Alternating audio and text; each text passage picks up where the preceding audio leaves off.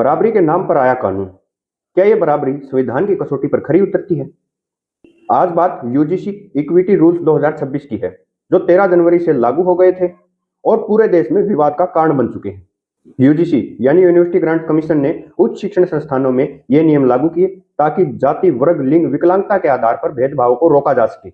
इन नियमों के तहत हर कॉलेज और यूनिवर्सिटी में इक्विटी सेल और इक्वल अपॉर्चुनिटी सेंटर बनाना अनिवार्य है और जिसमें एससी, एसटी, ओबीसी, महिला और विकलांग सभी वर्गों के लिए एक कंप्लेंट सेंटर बनाया जाएगा और नियम न मानने पर संस्थान की मान्यता और उसकी फंडिंग रद्द की जाएगी।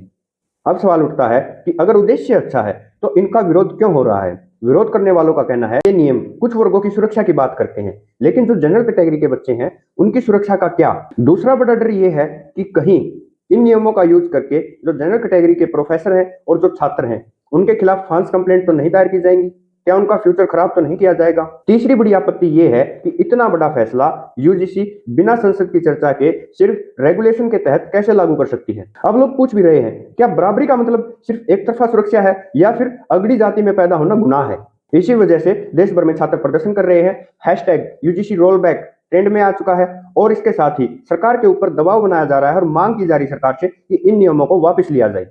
इतना ही नहीं, अधिवक्ताओं ने भी जिला अधिकारी के पास ज्ञापन सौंपा है कि राष्ट्रपति इस मामले के अंदर हस्तक्षेप करे और साफ कहा कि ये नियम आर्टिकल 14 समानता का अधिकार और समान अवसर की भावना के खिलाफ है। अधिवक्ताओं का यह भी कहना है कि शिक्षा जैसे संवेदनशील क्षेत्र में बिना संसद की बहस के व्यापक रूप से इस नियम का लागू करना लोकतांत्रिक मूल्यों के खिलाफ है। लेकिन दूसरी तरफ सच ये भी है कि भारत में बहुत से छात्रों के साथ अन्याय हो रहा है और ये नियम उनको एक मौका भी देते हैं कि वो अपनी आवाज अच्छे से उठा सकें। इस बारे में आप क्या सोचते हैं? कमेंट्स में अपनी राय जरूर बताइए। धन्यवाद।